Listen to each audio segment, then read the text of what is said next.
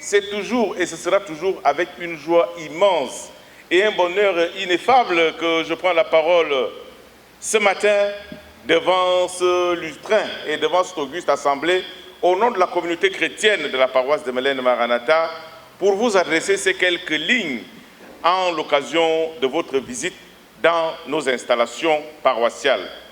Ainsi, révérend pasteur président, le peuple chrétien de Mélène Maranatha s'est levé dans toutes ses composantes, le conseil presbytéral, le collège diaconal, l'UCFEG, l'ADFEG, l'UCGEG et toutes les chorales de la paroisse de Mélène Maranatha se sont donc levés ce matin de bonne heure pour vous réserver un accueil chaleureux comme vous l'avez vous-même constaté, et nous vous souhaitons à vous et à toute la délégation qui vous accompagne la plus cordiale des bienvenus et un séjour agréable au sein de notre paroisse. Révérend pasteur président, à l'issue du récent synode de fin et de renouvellement de mandat tenu à Baraka en juillet dernier et au terme de moult tractations, le choix de Dieu s'est résolument porté sur votre personne pour conduire la destinée de notre institution religieuse, la première au Gabon, pour les 4 prochaines années. Nous, les hommes, avons vu un homme d'action, un homme de principe, un homme véridique, et Dieu, naturellement, l'a corroboré et a certainement vu en vous un homme pieux, un homme humble, un homme austère, un homme de prière, un homme de foi. Recevez donc, monsieur révérend pasteur président, l'expression de nos vives félicitations dans le Seigneur Jésus.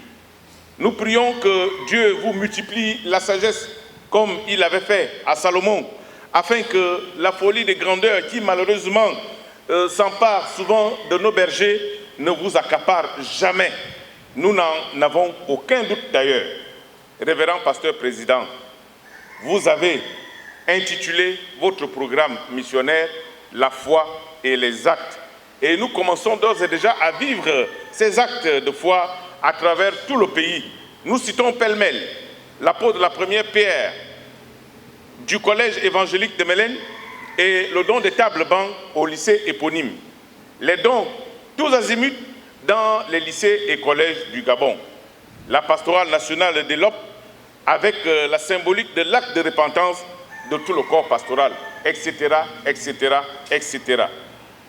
Oui, nous devons comprendre, le paradigme a changé. Entrons tous dans le train de l'Évangile pour la foi et les actes. Révérend pasteur président, depuis lors, vous avez posé un acte fort à l'endroit de la paroisse de Mélène Maranatha qui ne saurait être tue. Vous avez en effet choisi l'un des nôtres pour diriger la comptabilité nationale de notre chère et bien-aimée Église. J'ai cité l'ancienne Église, Jean-Jacques Nzingitotom, ici présent, et à qui je demande de se lever pour dire bonjour.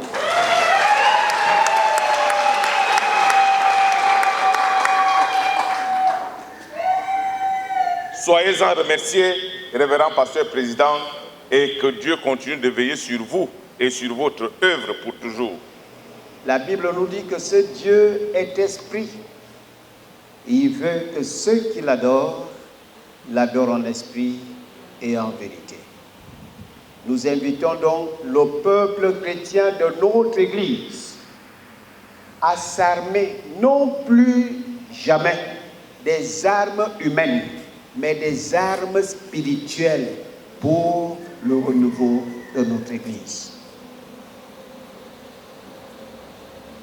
Assez souvent, mes frères, nous avons fait des confusions. Si nous sommes là, certainement c'est Dieu qui nous appelle à œuvrer pour son nom dans sa maison. Chacun de nous a reçu vocation à son niveau, en son temps. Et si c'est Dieu qui nous appelle, pourquoi arriver dans la maison de Dieu plutôt que de regarder à la croix de Christ qui nous appelle, on fait autre chose? Pourquoi? Nous avons trop perdu du temps par le passé à nous comporter en rivaux. Non, nous ne sommes pas des rivaux. Si Dieu nous appelle, il sait lui-même que nous sommes tous différents. Par nos éducations, par nos origines, par la nature de nos dons. Mais il souhaite que nous formions une équipe harmonieuse, une équipe dynamique, une équipe complice. L'équipe n'est pas vraiment forte parce que tout le monde est Messi ou Ronaldo. Mais chacun, avec son potentiel, le met au service de l'ensemble. C'est pourquoi nous parlons de la foi et des actes. Seule la foi nous rassemble. C'est la foi qui permet que tu parles de chez toi, tu viens à Valette. Et si tel est le cas, de grâce, notre souhait au courant de ce mandat est que désormais, Jésus-Christ soit au centre de nos préoccupations et pas autre chose. C'est pourquoi notre prière est que seul Jésus-Christ croisse dans sa maison et que nous, dans nos égos, nous diminuions. Il est donc question de marteler la nature de l'éthique chrétienne de manière à revenir à notre mission première. Nous sommes appelés Église évangélique du Gabon.